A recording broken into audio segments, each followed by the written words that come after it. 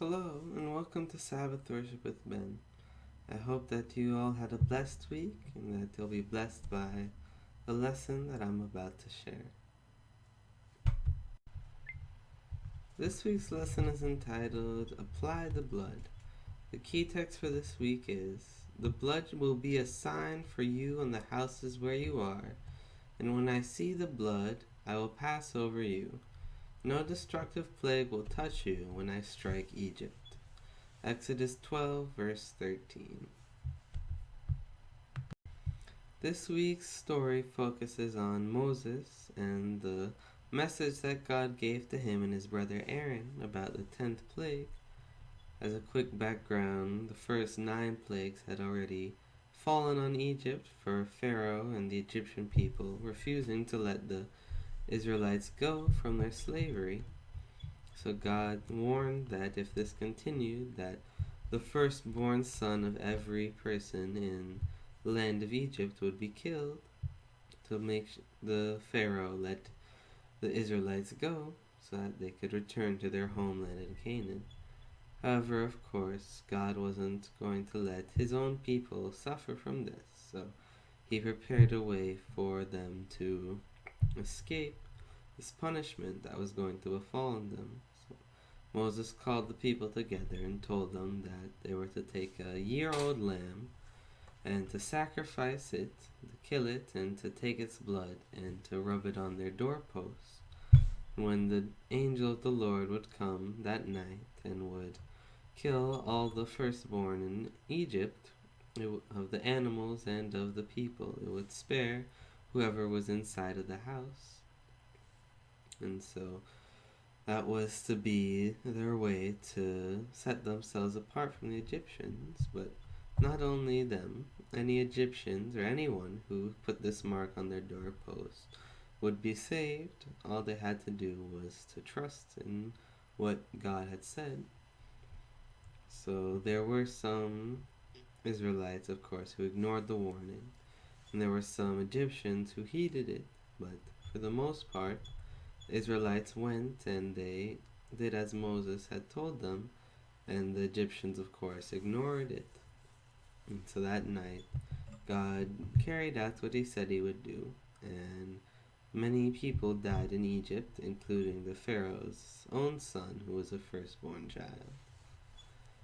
So, stricken by grief and even more upset at Moses and the people of Israel, the Pharaoh of Egypt let them go, even though it had taken so much death and destruction for him to lose his stubbornness.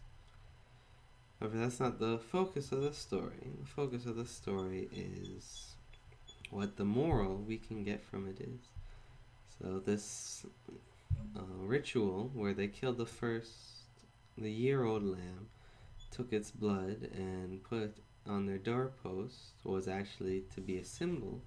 So Moses also instructed them to take it, to roast the lamb, to eat it with unleavened bread, bread which is flat, basically, flat bread. No bubbles in it or any yeast or anything. And to eat that, and he commanded them to do the same and to eat this meal every year with their walking shoes on and with their staves in their hand, to remind them of this, because as God told Moses, this was to be the first month and the first major event in the Hebrew calendar. So this is the beginning of a new age for them, where they would be released from Egypt. So he wanted them to remember this day as the day of deliverance, which is why they were commanded to do as they were. However, this has a greater symbolism, of course, in that the angel of the Lord is a representation of sin and of the inevitable death that follows it.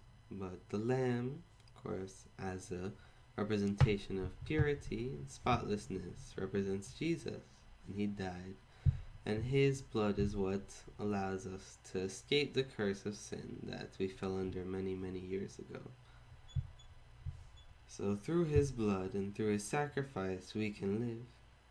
So that was what God wanted to teach the people of Israel through this symbol, and to show that even those who weren't explicitly Israelites, who were known then as God's people, could still receive this salvation. In fact, some of the Egyptians left Egypt and went with the Israelites in their journey back to Canaan. So it's a message that God wanted to send, that only through the atonement of life, of Jesus' life, could we be free from sin. These symbols and these sacrifices and such were really meant to remind us of that and to point to the future coming of Christ, who we now, of course, know has come.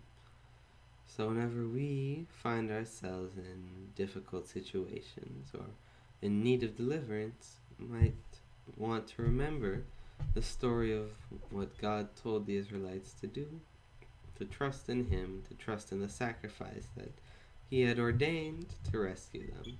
So whenever we find ourselves in trouble, let's remember the sacrifice that Jesus made for us, and to just rely on Him rather than anything that we can do. Because as we saw, those who tried to rely on their own means ended up perishing.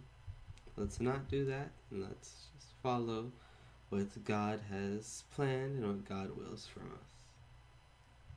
That's the lesson for this week. Hope you were blessed by it and that you enjoyed it. And I'll see you next week. Until then, bye.